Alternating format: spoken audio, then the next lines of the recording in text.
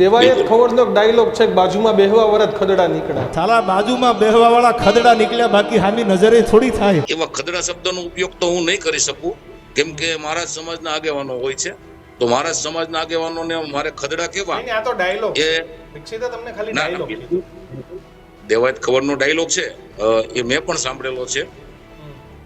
પણ મારા વિસ્તારમાં જે કઈ બન્યું હોય એમાં મારા જ સમાજના આગેવાનો હશે, મારી જ્ઞાતિના હશે, મારા ધર્મના હશે, તો એમના વિશે મારે કશું બોલવું મીડિયા સમક્ષ એ મને સોંપશે નહીં, જેથી કરીને હું એમના વિશે કશું કહેવા નથી માંગતો. પરંતુ છેલ્લે જનતાનું હિત જોવાની જરૂર હતી. એવા કોઈ આગેવાનો હોય તો જનતાનું હિત ક્યાં છે, આપણા વિસ્તારનું હિત ક્યાં છે એ જોઈ અને મતદાન કરવાનું હતું અને કરાવવાનું હતું. અને જોકે અમારા વિસ્તારમાં તો કોઈ એવો પ્રભાવશાળી નેતા પણ નથી કે જેના કહેવાથી જનતા મત આપી દે. જનતા સ્વયંભૂ મતદાન કરતી હોય છે, તો કોઈ નેતાના કહેવાથી મત આમ તેમ થઈ જાય એવું મને નથી લાગતું. પરંતુ અમારી તાલુકા પંચાયતની 3 સીટ, ભેસાણ 2, ચણાકા અને છોટવડી, એ ત્રણેય સીટ જે છે એ અમે એ સીટોના ખૂબ જ કામ કરેલા છે છેલ્લા લગભગ 25 વર્ષથી. એ વિસ્તારનો કોઈ પણ આગેવાનો હોય, ભાજપનો હોય, કોંગ્રેસનો હોય અને કોઈ પણ જ્ઞાતિ ધર્મનો હોય, કોઈ પણ સમાજનો આગેવાનો હોય કે કાર્યકર્તા હોય કે મતદાર હોય, અમે કોઈ પ્રતિ અણગમો નથી રાખ્યો.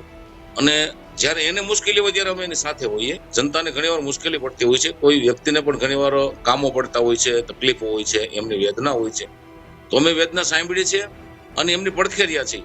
અને અશક્ય જે કામો કહી શકાય એવા કામોને પણ શક્ય કરી બતાવેલા છે.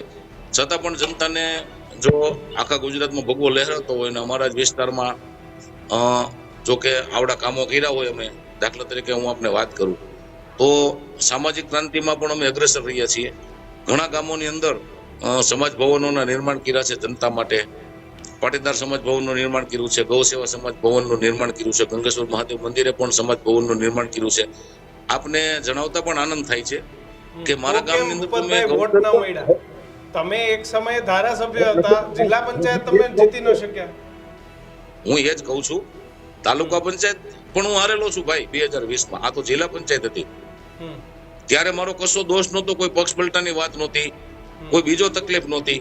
મારી હત્યાનો પણ પ્રયાસ થયેલો છે ભાઈ 2012માં, સમાજ માટે, જનતા માટે.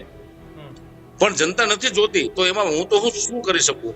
જનતાએ અપેક્ષા રાખે કે અમારે વિઠ્ઠલભાઈ રાદડિયા જેવો નેતા જોઈએ છે, સૌજીભાઈ કોરડ જેવો નેતા જોઈએ છે, બાવકુભાઈ ઉંદર જેવો નેતા જોઈએ છે, પણ નેતા નિર્માણ જનતા ન કરી શકે તો એમાં હું તો શું કરી શકું?